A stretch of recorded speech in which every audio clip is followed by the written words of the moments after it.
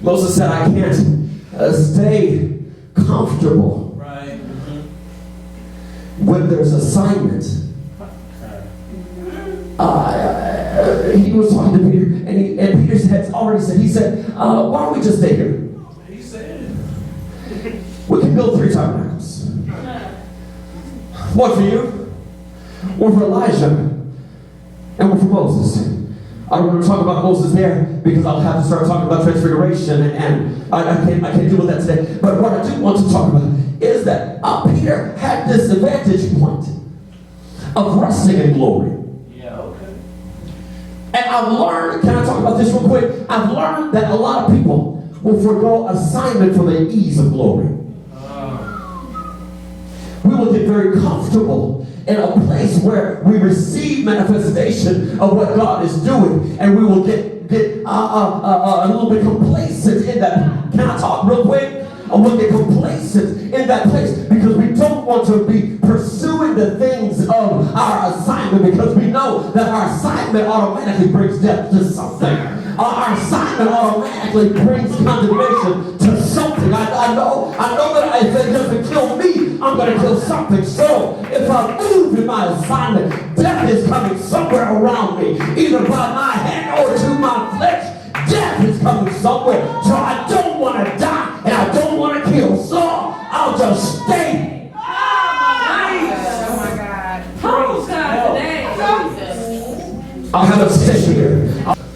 Is the ability for one to abide in a place without the fear of lack, of attack,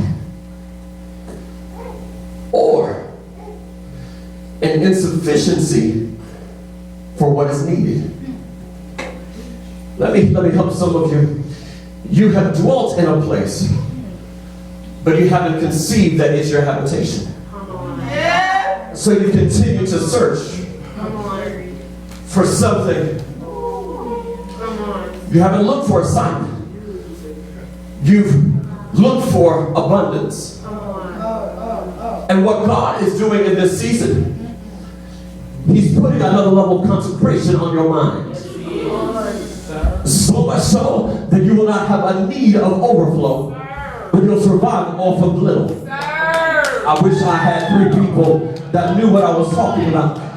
My sleep, I don't need as much as I really thought. Is this okay? I really don't need the 8 hours, 9 hours that I used to. 3 is good. 4 is a luxury. I wish I had somebody that knew. I thought that I could go with just a Daniel's fast, but I can go without eating or drinking for 2 or 3 days. I don't need to have all these people around me like I really thought I did, because I found that even when people don't talk to me, I'm pretty good. Even when they don't call me, I feel a lot better. When they don't stop by and see about me, I'm all right. I'm good. God is taking me to another level. God is erecting in me another level of strength and sufficiency. God is taking me to another level of grace. God is taking me to another level of power. God is taking me to another platform in His Word, because I desire to see the finishing of a thing. God has caused me to move forward. Even in the middle of my trial, I can move forward. My God, Jesus. My God, Jesus. Oh my. So Moses, I gotta move. So Moses, the dilemma, Moses was where he lived. Yeah. Gave him comfort. My God. He gave him a sense of belonging. Yeah. It gave him identity. He began to look at folk and say, I know this is where I live. You don't look like me.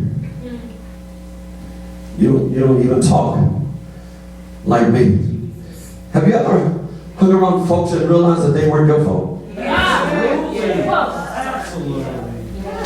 I've had the tendency, if I could just testify, can I testify? Turn this into testimony service real quick just for a couple minutes. I've hung out with folks, see, that I thought they were my friends. I thought, see, because of them sticking close to me, and because they hung with me, and because they were around me, I thought that meant that was indicative of friendship. But what I learned was they were out for me, that they were just close to me to see when they could get me vulnerable. And as soon as I let my, is this all right? Let my guard down, it was there was some type of dagger that, and I'm not talking about in the natural, I'm talking about in the spirit. They just jabbed me, and if it was just once, it would have been all right. But they continue. Y'all, okay, maybe I'm the only one that's ever been through people that said that they were for me, sticking me in the middle of when I needed a friend, when I needed somebody to guard me, when I needed somebody to cover me, when I'm laying on the floor ready to die. There was somebody saying, die one day. Somebody that knows that sometimes the people that are closest to you ain't really that close to you.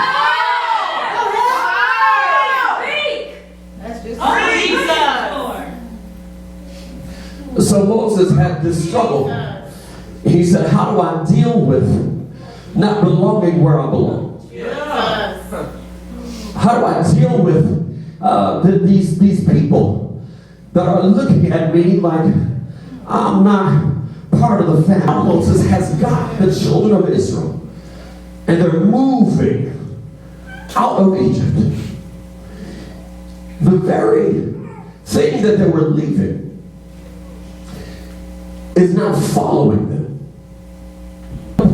Have you ever, what you were leaving seems to just keep coming after you? That even though I left it behind, it seems to be coming to my new address.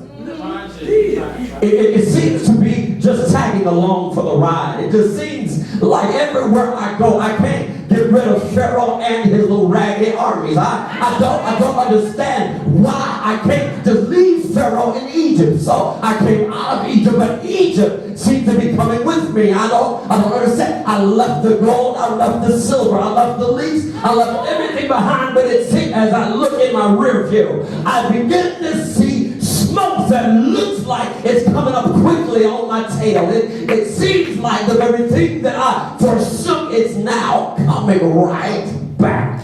Yeah. Come on, sir. Yeah. I don't want it, but it's coming anyway. I don't need it, but here it is anyway. I know that even though the very thing that is not supposed to be attached to my life seems to be snapping like a rubber band, it's coming up quickly, and I don't know how to deal with the stuff that I left that's coming up anyhow. Have you ever been in a place that the very thing that you left seems to be seeking after you? Literally. Come on, Pastor. I tried to leave it alone, but it stopped by. It sent me a text. Yeah. Is that all right? Is that too much? Is that too much? I tried. I really tried, Pastor. I tried, and it wasn't my fault. I just called him. He stands in front of the water. And the scripture says this, that the cloud, God. the cloud that led them with the brilliance of light now changed positions and moved behind. And the scripture begins to say that the glory that only had resonated brilliance of light before, now on the side of the Israelites released light, but on the side of the Egyptians released darkness. That bothered me for a moment, because I said, God, how is it that you change what glory represents? How is it that you move into a vein where glory doesn't represent brilliance of lights, where it doesn't display itself in the essence of who you are? God, how can you say it? Because that would be a struggle for me if I'm on the wrong side of glory.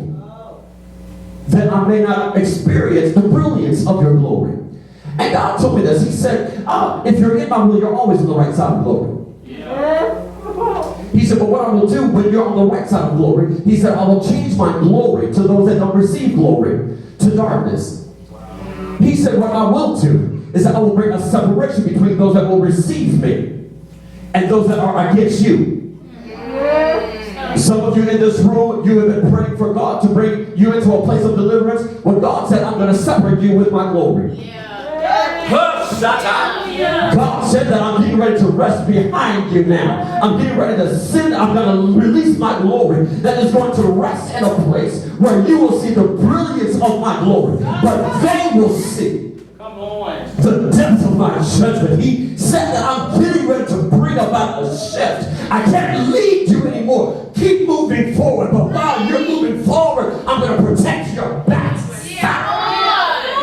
Where you're vulnerable, I'm going to protect your backside. You ain't even going to know what I'm doing. All you're going to see is the glory.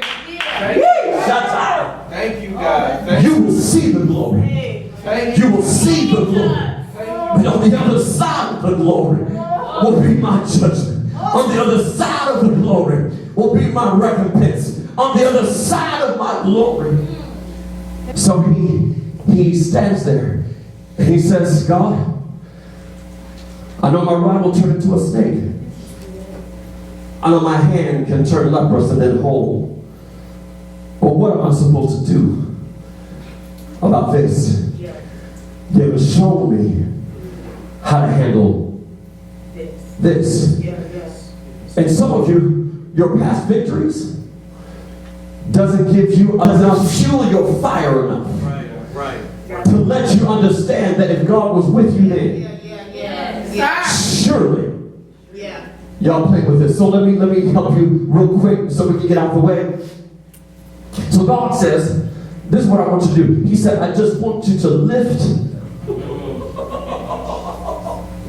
He said, I just want you to lift your hands. He said, I don't want you to walk out into nothing. Can I put a pen here real quick? Because that's different than what he told to Joshua. Because he told Joshua, he said, I want you to walk into it. I want you to walk into it and I want there to be, I don't want you to look for manifestation until you're in it. And some of you, what God is doing is he's changing your anointing.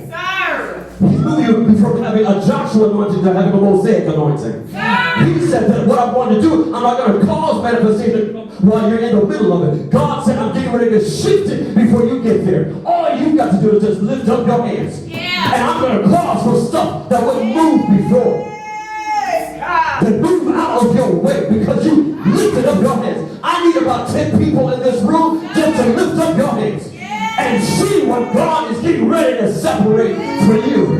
I need about 10 people in this room just to lift up your hands and give God praise for what's getting ready to be divided.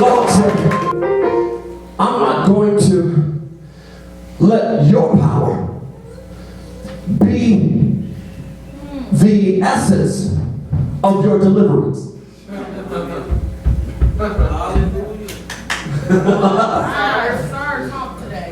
I'm going to let your weakness, Sir, is going to bring you out and everybody behind you.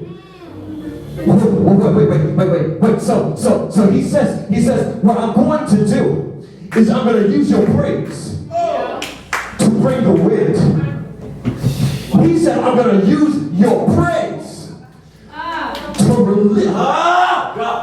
release wind that will cause for stuff that was in your way to have to move. Some of you in this room, what God is getting ready to do is he's getting ready to blow on your situation.